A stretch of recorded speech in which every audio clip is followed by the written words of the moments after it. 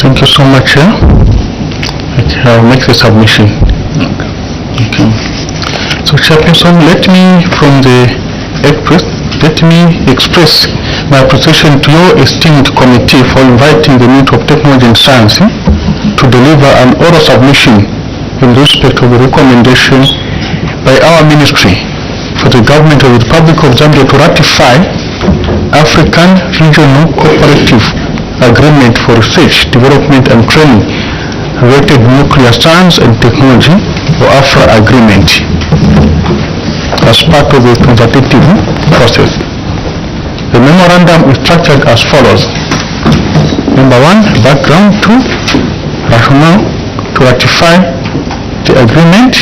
Number 3, impact on Zambia for ratifying the agreement. Number 4, recommendation to ratify the agreement.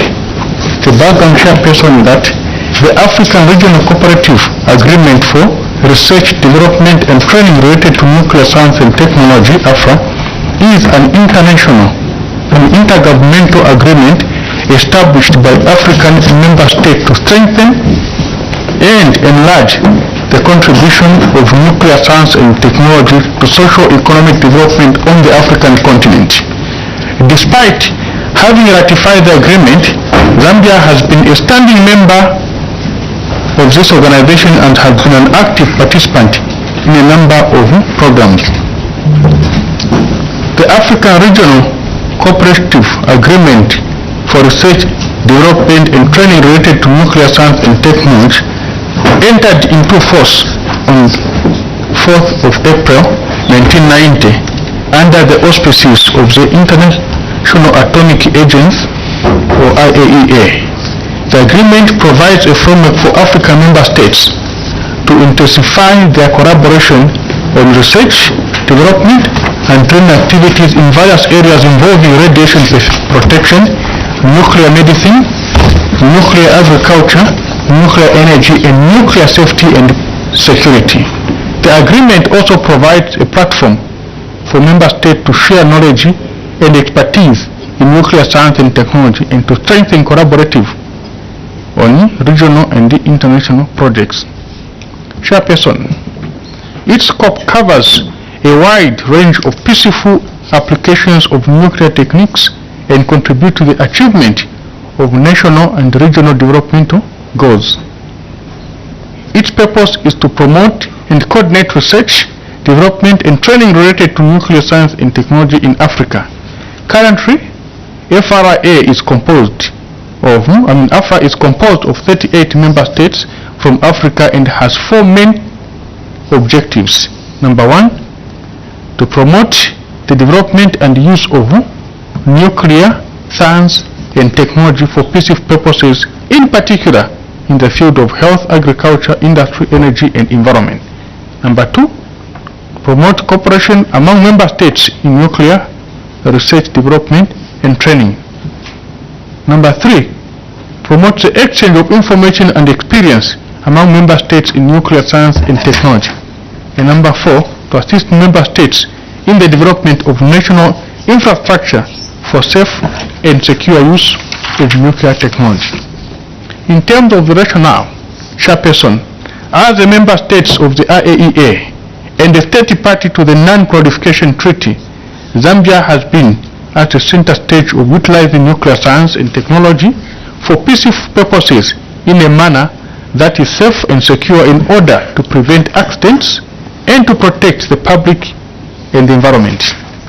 In view of the complexity of the fields of nuclear science and technology, the Zambian government has committed to addressing the various short, medium and long-term milestones as recommended by the IAEA by signing a number of bilateral agreements with regard to the application of nuclear science and technology. The signing of the agreement aims to provide a platform for Zambia to accelerate its transformational agenda in the nuclear science and technology sector. So far, Zambia has been applying nuclear science and technology in medical, agriculture and industrial applications on a small scale. Therefore, the signing of the agreement will further position Zambia as a country of choice for research and development and increased investment in infrastructure, supporting innovation and encouraging in the nuclear, science and technology sector. The ratification will result in Zambia harmonizing its policy and legal framework with the provision of the agreement. In terms of impact chairperson, the ratification of the African Regional Cooperative Agreement for Research, Development and Training related to nuclear science and technology, in short AFRA, will provide Zambia several benefits, which includes access to technical support, expertise and resource provided by the IAEA and other AFRA member states. This can help the country to enhance its capabilities in nuclear science and technology, improve their infrastructure for the safe and secure use of nuclear technology in the health, energy and agriculture sectors. Further, the following additional benefits will accrue to Zambia. Number one, opportunities for collaboration. AFRA provides a platform for member states to collaborate on nuclear research, development and training programs.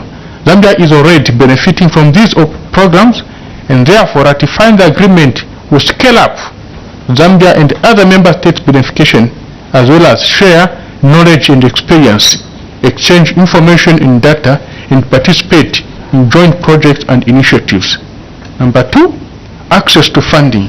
AFRA offers funding opportunities for member states to support research, development and training programs related to nuclear science and technology. Number three, support for peaceful use of nuclear technology. AFRA provides or promotes the peaceful use of nuclear technology, particularly in the fields of health, agriculture, industry, energy and environment. By ratifying AFRA, Zambia will benefit from the peaceful uses of nuclear technology and contribute to the socio-economic development of their countries, like in the energy and health sector. Number four, compliance to obligation. The ratification of the agreement will result in Zambia harmonizing its policy and legal framework with the provisions of the international protocols and instruments. It should be noted that the government already commenced policy and legal reforms in the nuclear sector to ensure that they are internationally comparable, such as the development of the nuclear policy as well as revision of the Ionizing Radiation Protection Act to replace it with the Nuclear Safety and Radiation Protection Bill. So far, there are no other pieces of legislation that is in conflict with the convention. According to the AFRA statute, each member state is required to make an annual contribution to the agreement, which is determined by the AFRA General Conference. The contribution is assessed on the basis of scale that takes into account the GNI per capita of the member state. These funds will be provided for in the military budget appropriated by Parliament. In a comparative scale, the benefit that Zambia derives from ratifying the AFRA agreement outweighs the amount Zambia pays in form of subscriptions. Consultations on the ratification of the agreement. Chairperson, the committee may wish to note that ratification of the agreement requires consensus from all stakeholders, and as such the military undertook a consultative meeting. You can refer to appendix number 1 there on the list of stakeholders. And in terms of the recommendation, the Ministry of Technology and Science recommends to the Committee on Education, Science and Technology that Parliament approves for Zambia to ratify the agreement as it stands to benefit from this agreement. This will help the country to enhance its capabilities in nuclear science and technology and address challenges related to nuclear safety and security. I thank you. Thank you very much. My name is Harry Kambon. Members of Parliament, you are now free to ask questions and clarifications. Thank you. Honorable Dab.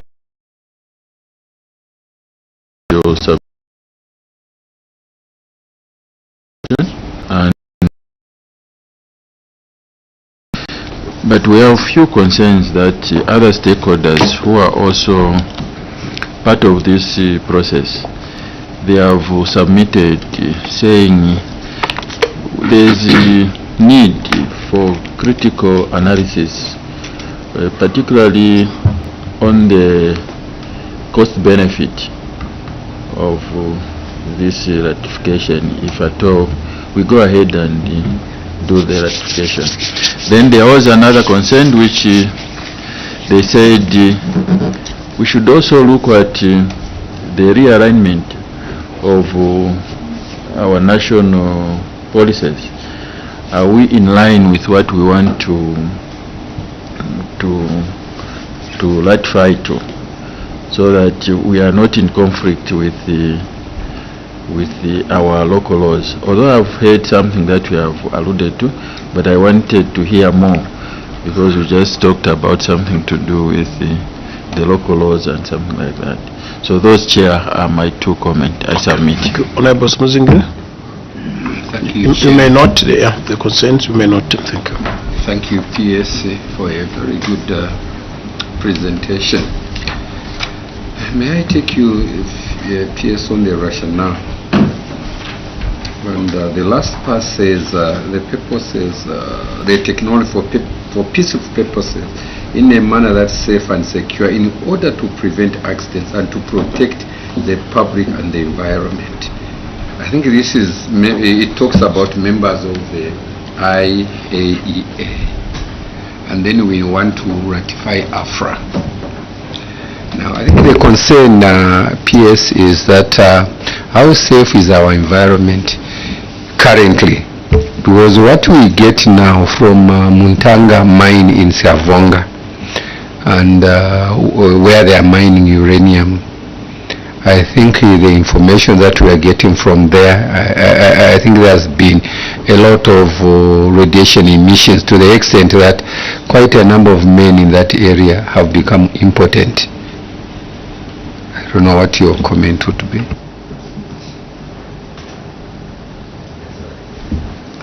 Honorable Sang, yes, please.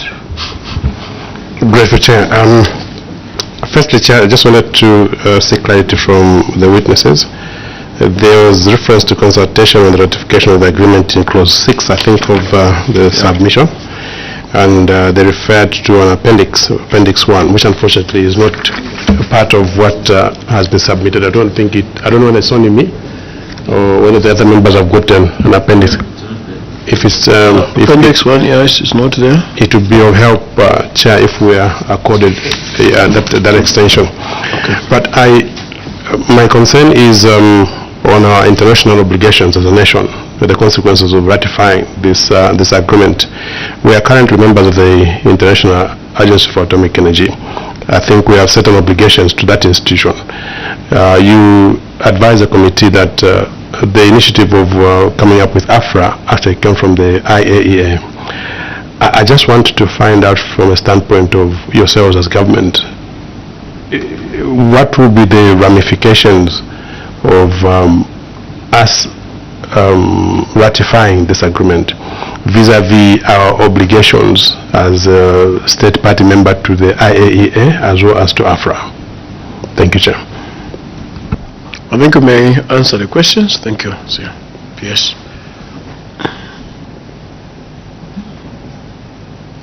Thank you, Chair. I'll pick some of the questions, and if you allow me, I'm going to let some of them, be very much in order by my colleagues here. So, the questions is the you comment also on the appendix that is not there. Yeah, the appendix, yes, indeed.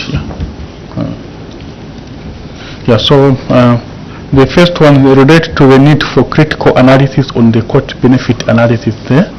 Yes, and the other question that was asked was like, if at all, we are in line, so as to avoid the conflict with the local laws that we already have.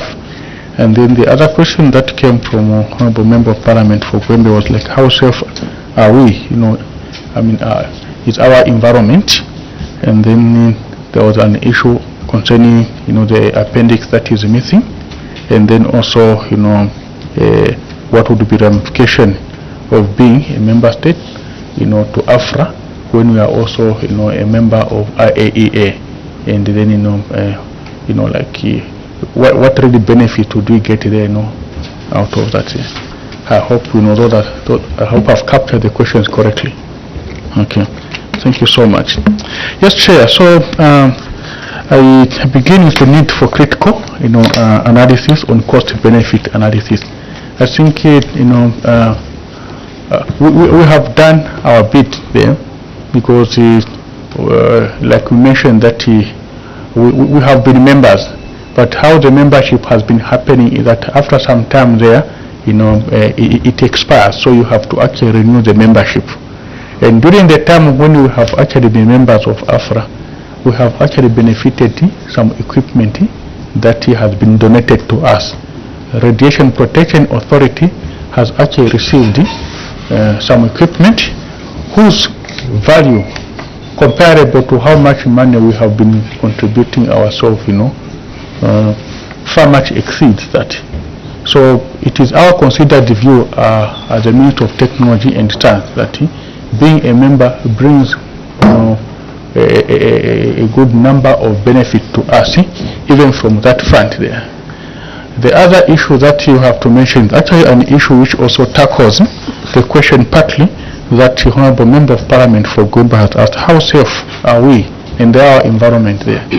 We only begin to get to be safe in our environment, obviously, when we begin to have capacity amongst our staff, when we begin to practice what is expected to be practiced internationally in order to save our environment.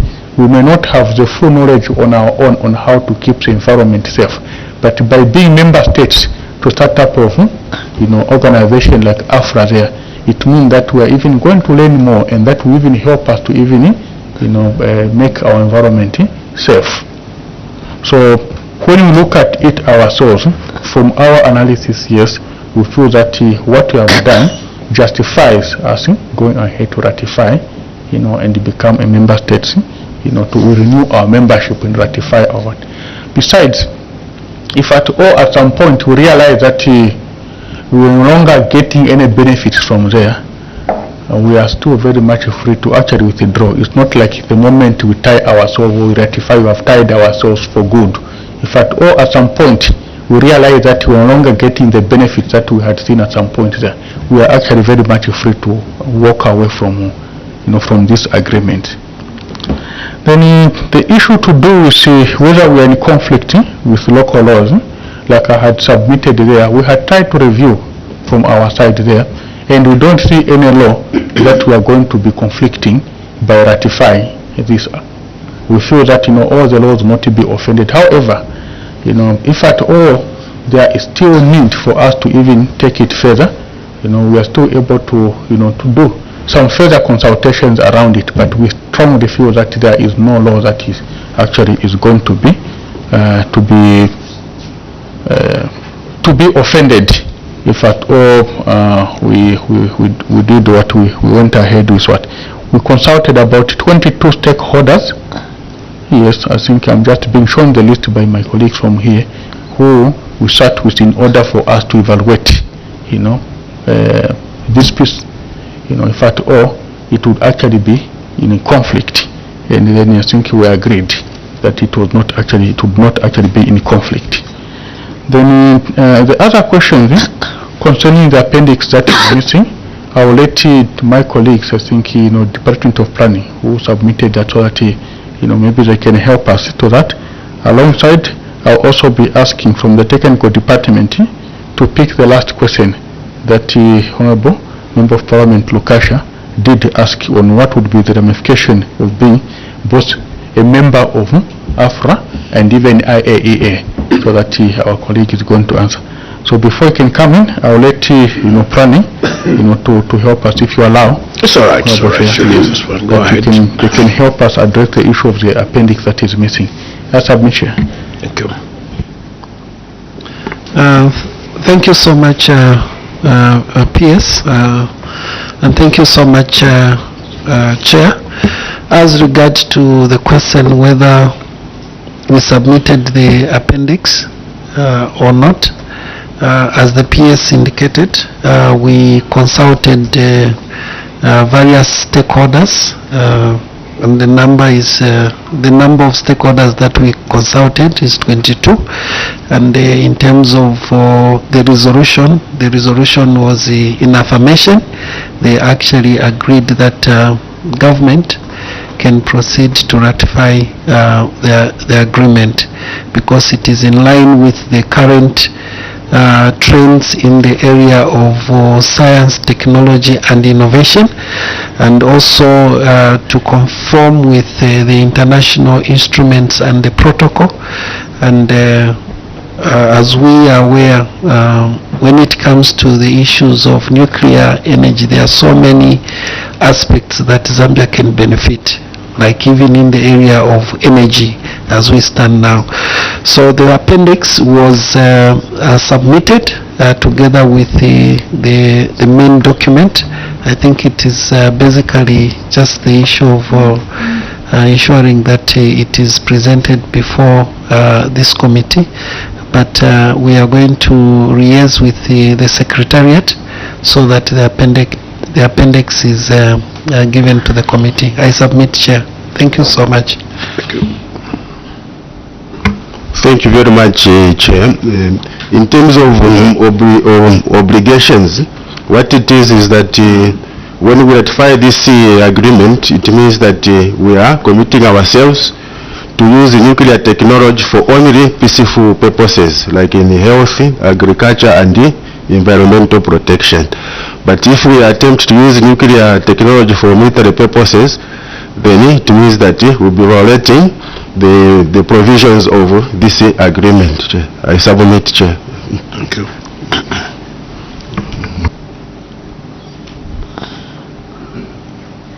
Any other questions, or have all the questions been answered? Members?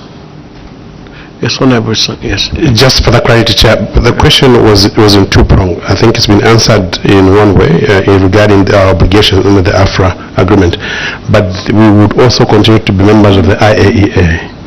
I was looking at how onerous it is going to be on the country in terms of submission, for instance, of subscription charges to these two institutions, and then also just what benefits will be coming to us from both institutions, is seeing that we're going to be members of the two of them. Thank you, Chair. Thank you. Yeah, you can go ahead. Yeah, sure. Okay, thank you so much. Yeah, thank you, Principal. Could you help us? Honorable Member of Parliament here for Lukasha wants to know, why the two? Because we can two probably just go with one, either AFRA or IAEA. So why do you want to go for the two in such a manner that we are going to be now contributing money twice to AFRA and to IAEA? Yes, I think that's where the Honorable Member of Parliament would want to do, and we are the technical person that we are relying on so that we can give us detail here. Thank you. Thank you very much, Chair. I think from the presentation by the PS, what came out was that AFRA is an agreement of African countries. So African countries have agreed to collaborate and work together so that they promote peaceful uses of nuclear science and technology.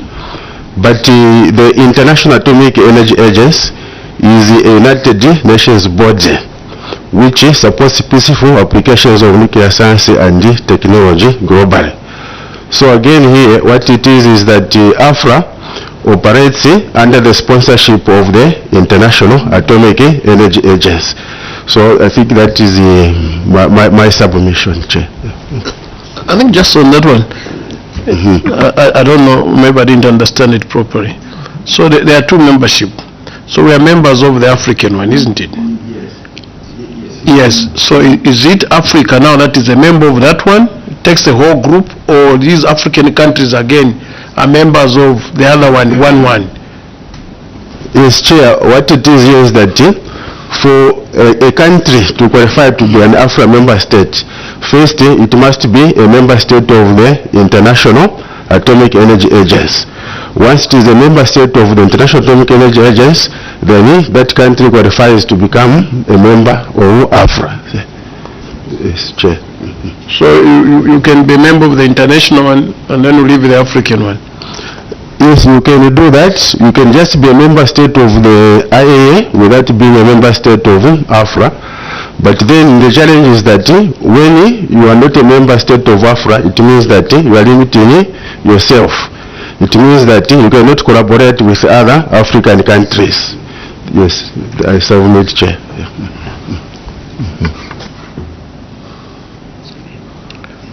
It's clear, yeah. Any other questions, members?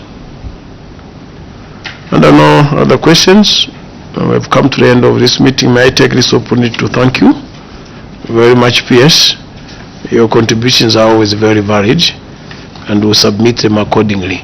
Now that we have come to the end of the meeting, we will now revoke Cap 12. Thank you very much for coming. Thank you. Thank you, Chair, and thank you, honorable members of the committee. Thank you very much.